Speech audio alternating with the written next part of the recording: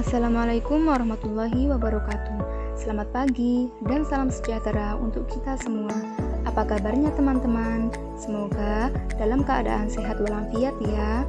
Tetap jaga kesehatan dan tetap di rumah saja ya, agar tidak tertular virus COVID-19. Dan semoga kita dapat bertemu kembali secara langsung di kampus kita tercinta ya teman-teman. Baik, pada kesempatan kali ini, kelompok 3 akan menyampaikan materi presentasi yang berjudul karakteristik sosial peserta didik SD.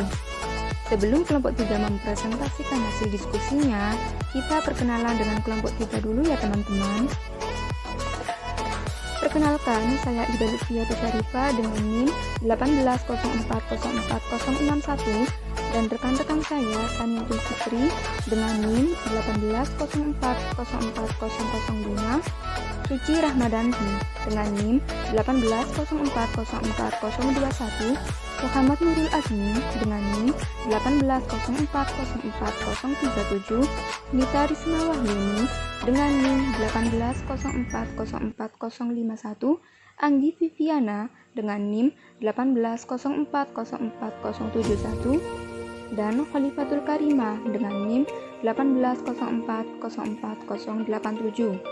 Baik, untuk materi yang pertama akan dijelaskan oleh Bu Nita Risma. Kepadanya kami persilahkan.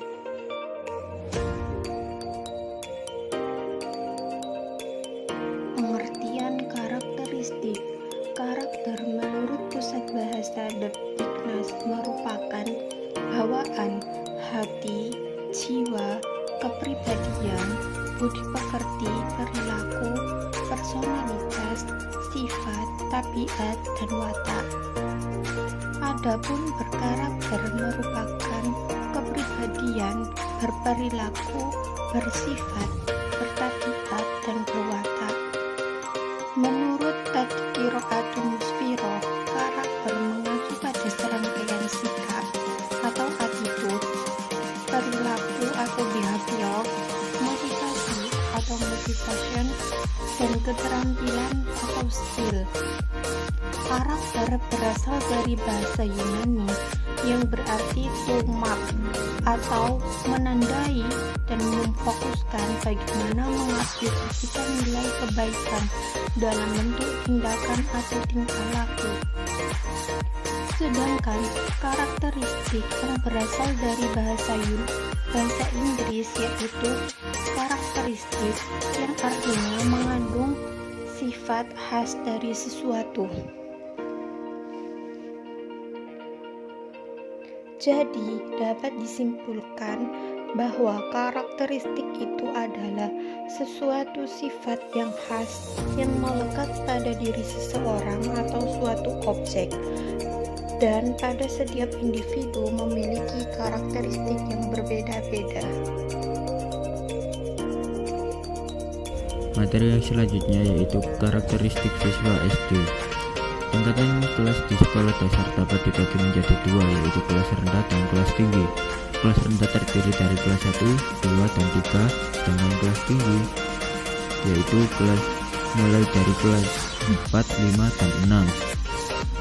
Menurut Bud Harrington yang dikemukakan bahwa usia 9-12 tahun memiliki ciri perkembangan sikap individualis sebagai tahap lanjut dari usia 6-9 tahun dengan ciri-ciri perkembangan sosial yang pesat. Pada tahapan ini, peserta didik berupaya semakin mengenal siapa dirinya dengan teman sebayanya. Jika proses ini tanpa bimbingan, anak akan cenderung sukar beradaptasi dengan lingkungannya.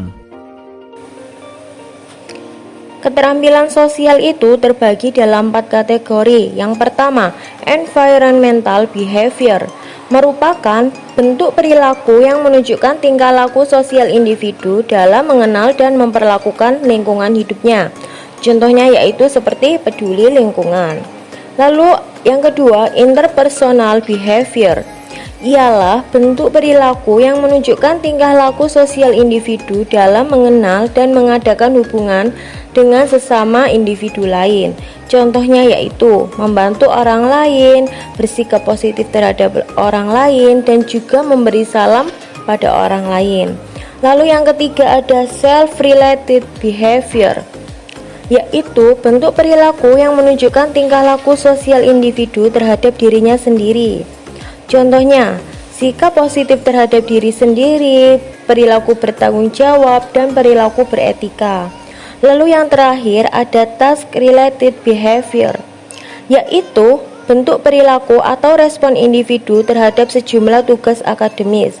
Misalnya, perilaku mengikuti pelajaran, menyelesaikan tugas-tugas, dan yang terakhir mengajukan dan menjawab pertanyaan. Lalu selanjutnya dilanjutkan oleh teman saya.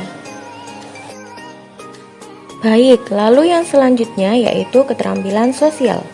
Keterampilan sosial itu sendiri yaitu kemampuan untuk berinteraksi dengan orang lain pada konteks sosial dalam cara-cara spesifik yang secara sosial diterima atau bernilai dan dalam waktu yang sama memiliki keuntungan untuk pribadi dan juga orang lain. Untuk yang selanjutnya ada karakteristik siswa mempengaruhi keterampilan sosial. Dilihat dari sisi psikologis, kondisi yang mempengaruhi keterampilan sosial contohnya ialah emosi dan kemampuan berempati. Pengaturan emosi sangat membantu, baik bagi anak yang mampu bersosialisasi dengan lancar maupun yang tidak. Anak yang mampu bersosialisasi dan mengatur emosi akan memiliki keterampilan sosial yang baik. Namun, jika anak yang mampu bersosialisasi namun kurang dapat mengontrol emosi, cenderung akan berlaku agresif dan merusak. Kondisi psikologis lainnya yang mempengaruhi keterampilan sosial ialah perkembangan kognitif dan bahasa.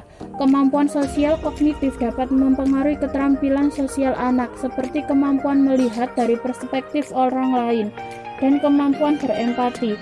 Pada perkembangan bahasa, dengan bertambahnya perbendaharaan kata dan kemampuan bahasa, anak mampu memperluas lingkungan sosialnya.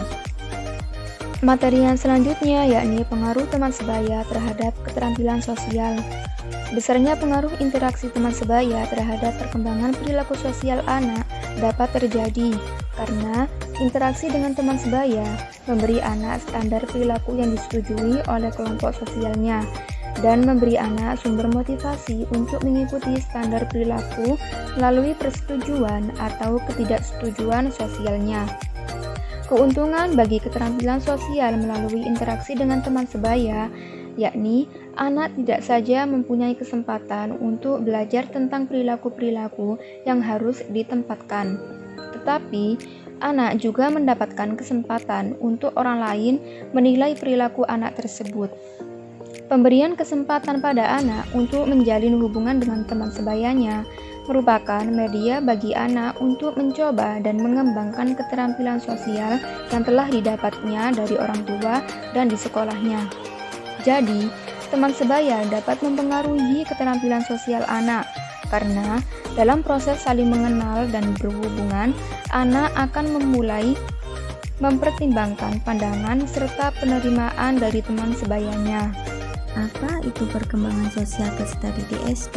Perkembangan sosial pada anak ditandai dengan proses pencapaian kematangan dalam kehidupan sosialnya, bagaimana dia menyesuaikan diri dengan lingkungannya, berinteraksi dengan lingkungannya, dan mengikuti aturan yang terdapat pada lingkungan sosialnya. Poin selanjutnya adalah pentingnya memahami karakteristik siswa bagi seorang guru. Sebagaimana guru, mau tidak mau dituntut untuk bisa memahami karakteristik siswa. Karakteristik siswa merupakan bagian pengalaman siswa yang berpengaruh pada keefektifan proses belajar.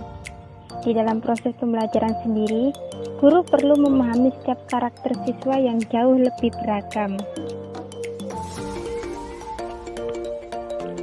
Misalkan, jika dalam satu kelas terdapat 30 siswa, maka pada kelas tersebut akan menemukan 35 karakter siswa yang berbeda-beda, mulai dari latar belakang sosialnya, ekonomi, kemampuan inteligensi, bakat, motivasi belajar, gaya belajar, dan sebagainya. Pemahaman tentang karakteristik siswa bertujuan untuk mendeskripsikan bagian-bagian kepribadian siswa yang perlu diperhatikan untuk kepentingan rancangan pembelajaran. Selain itu, mengenal karakteristik siswa dapat mengetahui kualitas perseorangan dan menjadi petunjuk dalam memilih strategi pembelajaran apa yang cocok dengan siswa tersebut. Jadi, alangkah baiknya sebelum memulai pelajaran, seorang pendidik mencari tahu tentang bagaimana keadaan dan kondisi siswanya. Selain bermanfaat bagi kelancaran proses pembelajaran bermakna, juga dapat menjalin keterkaitan emosional antara pendidik dan peserta didik. Begitu pentingnya memahami dan mengenal karakteristik siswa, maka seorang guru harus meluangkan waktunya bersama siswa, baik berkomunikasi dan berinteraksi dengan siswanya, serta mengembangkan potensi yang dimiliki siswa dan memberikan perhatian yang maksimal kepada siswa dalam membimbing mereka pada tercapainya tujuan pendidikan.